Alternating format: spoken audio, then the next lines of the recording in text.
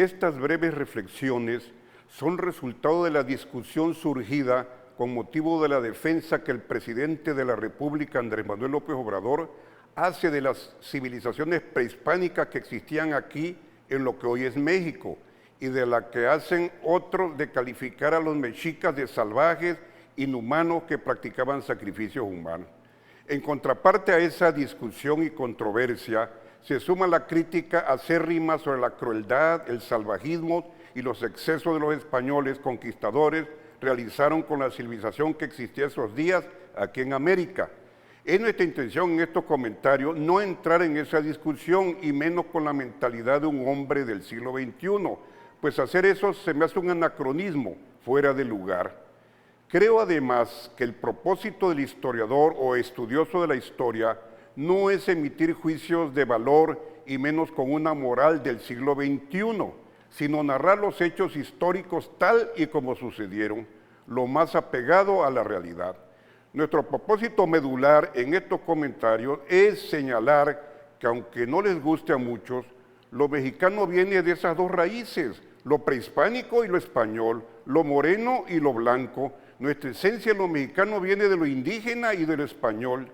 Tanto Hernán Cortés y demás miembros de su ejército, aunque hayan sido unos aventureros criminales y genocidas, ellos fueron nuestros abuelos, al igual que nuestros abuelos han sido los descendientes de Cuauhtémoc. He aquí la contradicción y el trauma del mexicano. Nuestra raza morena dominante en México ha sido el resultado de ese mestizaje que se gestó y maduró durante 3 siglos de coloniaje y dominio español. Y aunque muchos renieguen de ello y quieran lavarse la piel morena con agua oxigenada y tintes de pelo güero, pero eso no es una realidad indiscutible. Y dentro de esa trauma, muchos mexicanos no solo se avergüenzan de lo indígena, ser mestizo, sino además de ser una raza vencida, una raza conquistada y derrotada. Por ello hemos sido un pueblo fracturado, dividido y en pugna entre nosotros mismos desde que se promulgó nuestra independencia. Desde entonces hubieron bronca entre yorquinos y contra escoceses, centralistas contra liberales, juaristas contra porfiristas, conservadores contra liberales y en nuestros días hoy fifís contra chairos y así por los siglos de los siglos. Y al afán de dominio de las potencias extranjeras como Estados Unidos, eso les conviene, les beneficia. Divide y vencerás, divide y explotarás. A 2 siglos de nuestra independencia, quienes hoy nos llamamos mexicanos, seguimos tan divididos, enfrentados y llenos de odio entre nosotros como en el mismo siglo XIX. Ese siglo antepasado que estuvo azotado por guerras civiles, traiciones e invasiones externas, dejó cicatrices de resentimientos, odios y venganza entre los mexicanos. Esas cicatrices se manifestaron luego y de manera violenta durante los años de la Revolución Mexicana y en los sangrientos enfrentamientos que vinieron después en la lucha de facciones. En nuestros días, el alto índice de diaria criminalidad y de odio entre mexicanos, el valemadrismo de muchos mexicanos y a otros mexicanos que se ha revelado en el aumento de contagios y muertos por el COVID, la ilegal y corrupta saqueo de capitales nacionales iniciada por Carlos Salinas, el desmantelamiento de Pemex, culminado por Calderón y por Peña, y los crímenes colectivos llevados a cabo durante 30 años por los pasados gobiernos del PRIAN, evidencian que sobra el odio y falta de identidad nacional y carencia de amor por México que hay entre muchos mexicanos.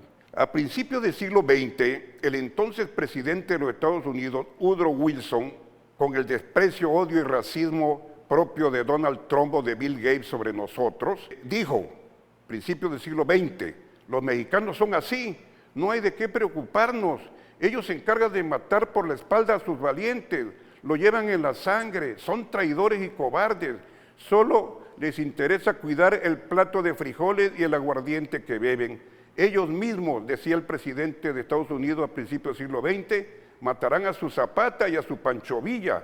Los conocemos de sobra, les gusta ser nuestros sirvientes. Esperemos en ellos que ellos mismos se matarán entre ellos. No saben pelear con honor y menos vivir libres. Nacieron prietos y esclavos, nacieron para ser nuestros. Hasta aquí las palabras de Woodrow Wilson. Esas palabras cargadas de odio, desprecio y racismo contra nosotros señalan un punto que ha perdurado por siempre en nuestra historia y que no deja de ser cierto. Ellos mismos se matarán entre ellos. Por desgracia así ha sido, no hemos sido un pueblo unido. En pleno siglo XXI carecemos de un profundo sentido de identidad y orgullo nacional como lo tienen los japoneses, los alemanes, los ingleses, los franceses. Solo nos unimos cuando juega la selección nacional de fútbol. Como lo hicimos en nuestro comentario pasado, la pandemia del COVID sacó a relucir lo poco solidario que somos con los demás y sacó a relucir también que los demás nos valen madre.